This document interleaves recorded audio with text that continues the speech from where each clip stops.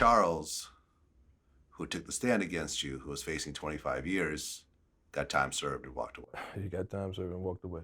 How did that make you feel? My dignity's intact. My morals, my principles, the ideals that I live by. So, and like I said, he has to live with whatever choice he made, and I have to live with mine. Well, you accept your plea deal. Right. You go and start your 10-year bid. Right. You have a bunch of assets that you leave with other people. Right. Businesses. Right. So forth. And I hear the story over and over again with people I interview. All that kind of goes away. Yeah, but you know what? And I don't know if the people that have said what they said to you, it wasn't done malicious. Like I was here and I was overseeing things. So when you leave a person who's not a business person in charge of a business, the business typically fails because there was never a business person in the first place. It's not like they go and squander and spend your money and then have a disregard for you. That wasn't what it was in my instance. Okay, well, for example, I talked to Lil D and Freeway Ricky about this. Right. And they left money in people's names. They left property in people's names. And when they got out, finally, the money was spent. The property was in someone else's name, and they weren't trying to give it back. When you get all that time, you have to trust somebody. You got to let people hold money. You got to let people have your properties in their names. And majority of the guys that you will have a conversation with that did a bunch of those years, throughout those years, family and friends, they gonna spend that money, man.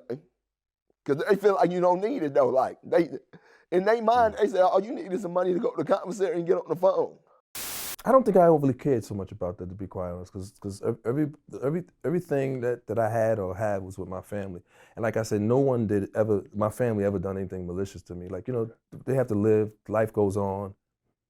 That's not something that I harbor. I didn't have that kind of feeling. Well, Freeway Ricky, his own plug set him up. Right. And he got convicted to life in prison. I'm aware of it. He gets to prison and he's angry. I was angry too. Here's this guy, I made him millions of dollars. He been to my house, he met my family. And he was angry. He was angry at the guy. Right. And he said a couple years later, after sitting down in prison, he finally realized that snitching is a part of the drug game. The way I look at it is, first of all, I made the mistake of getting in the drug business. That was my first mistake. Mm-hmm.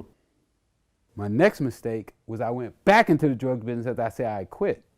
Yeah. So what he did is he only did what people do in the drug business. They tell. They set you up. And for somebody to go into the drug business and not understand that, which I was in the drug business and didn't understand it, but I came to grips with it. Okay. To think that you're going to sell drugs and nobody's going to tell on you, you're just deceiving yourself. Because ultimately, everyone who gets in this game will get told on. And it was really his own fault of getting into the drug game, as opposed to someone else's fault for doing something that usually happens anyways. Right. Did you feel the same way?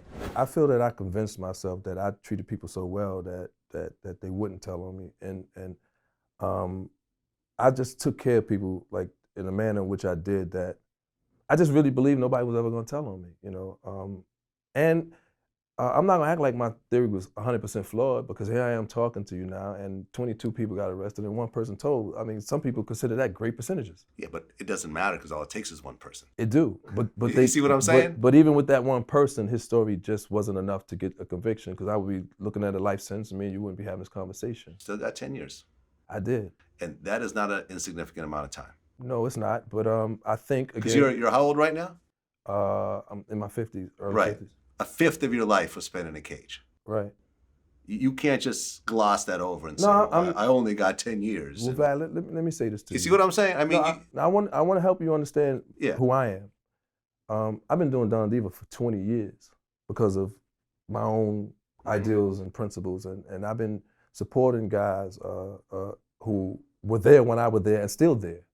You know, a lot of things that happened in my life when I was selling narcotics, you know, and I wrestle with this because I experienced some amazing things that maybe had I not sold drugs, I wouldn't have, you know, and I don't know when I have to look at it, like it's almost if you ask somebody, how much money would I have to give you to do some time? And there are people who will say, hey, because you know what, I work for Con Edison and I make $50,000 a year, and in 10 years, that'll be equivalent to $500,000, but after taxes is this. And if you tell that same person, I'll give you $10 million if you do 10 years, there are people who could rationalize that and say, you know what, I'm gonna spend this 10 years, which is not guaranteed you're gonna survive because we don't control our lifespan, but there are some people who can rationalize that and say, you know what, the trade-off's worth it.